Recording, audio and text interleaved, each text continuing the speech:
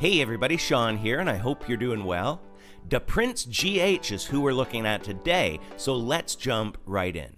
You may have not heard of Da Prince GH before, but this is him, and he's a gospel artist. Not only that, he's the pastor of Zion Prince's Church in Accra, Ghana. He's not just a pastor though, folks, he's an apostle. Yes, Apostle Solomon Leonard Baidu and Da Prince GH are one and the same. And he's the one who posted this on his site. You can find many articles online that cover this story because, like many stories in the New Apostolic Reformation, this is fictional, not scriptural. So let's look at the article he posted from 3 News. And here we have it. Gospel musician and pastor Da Prince GH says he's been to heaven before and seen God several times. Apostle Solomon Leonard Baidu is the pastor and leader of the Zion Prince's Church. He is popularly known for his song Aforbo, which features Castro under fire. I know heaven. I've been there a couple of times. Not just once, but severally, he said. He continued and says he testifies to heaven and hell because his spirit has been there. He also described heaven as a spiritual realm. So, the first problem is that he's declared himself as an apostle, capital A by the way, but Jesus chose the only 12 actual apostles. Anyone calling themselves an apostle today is someone that we just have to believe God chose, and there's no way to prove it either way except by looking at Scripture. The second problem is that he said he's been to heaven several times and hell as well. Once again, we just gotta take his word for it. And the third problem is that he said he saw God several times. Now here's where it gets sneaky. He goes on to say, you can't just go there with the physical body.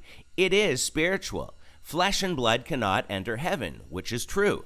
I dwell in God. If you are a Christian, you don't have to doubt God dwells in you. This is true that God dwells in us. But we also know that in John 3:13, Jesus told us that nobody has ascended to heaven except himself.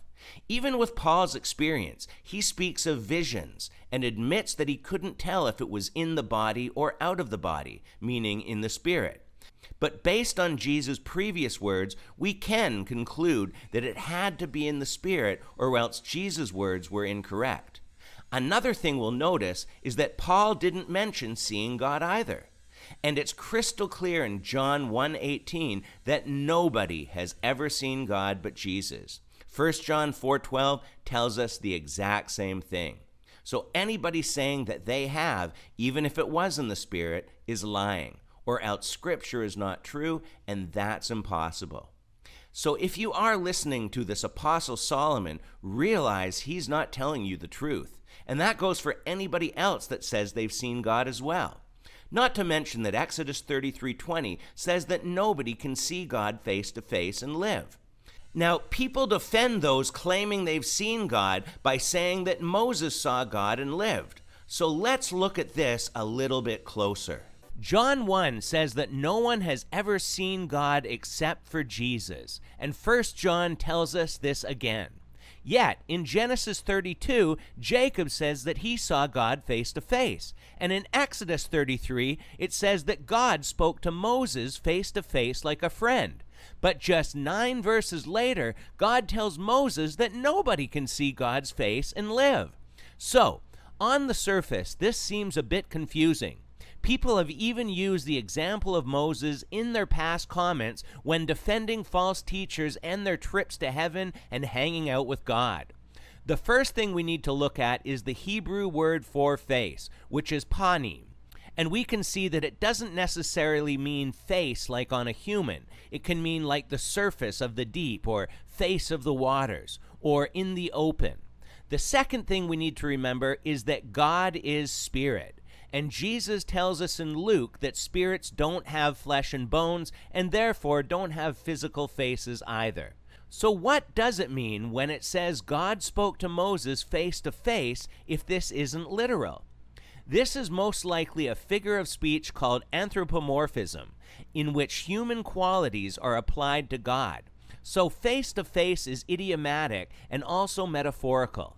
In verse 11, the idiom face to face can simply be understood to mean intimately, Moses spoke with God as man speaks to a friend. In verses 20 and 23, face and back are in reference to God's glory and goodness that we see in verses 18 and 19. Since God is spirit, and since glory and goodness are both intangible, we can take face and back to signify varying degrees of glory. God's hand in verse 22 is an obvious reference to God's protection. In the Bible, God often communicates using terms easily understood in the human experience. So God's use of anthropomorphism in Exodus 33 was a perfect way to describe what was happening. As humans, we know the importance of somebody's face. To readily identify somebody, we study their face. It's also the face of a person that reveals the most information about their character, mood, and personality. But if all we catch is a glimpse of a person from behind, we are left without a lot of valuable information, and it's difficult to identify a person if all we can see is a back view. When God told Moses, "You cannot see my face, for no one may see me and live," he was saying that seeing God as he is in the fullness of his glory is more than any mortal man can tolerate. Therefore, to protect Moses, God was only going to reveal that portion of his majesty and power that was humanly possible to absorb. God communicated this plan to Moses in a way that we can all understand. You cannot look at me full in the face, meaning it's impossible for you to know everything about me, but I will allow you to see my back. I will reveal to you a small portion of my nature so as not to overwhelm you. And all of this makes Jesus' words to Philip all the more amazing. Anyone who has seen me has seen the Father. When Jesus walked this earth with his glory veiled, they could look him in the face. On one brief occasion, Jesus' glory was revealed in this world at the Transfiguration. And isn't it interesting that Moses was there speaking to the glorified Lord face to face? But people cannot defend these false trips to heaven and talking to God face to face based on Moses' experience. So, as always, leave your thoughts and comments below, and until next time, take care and God bless.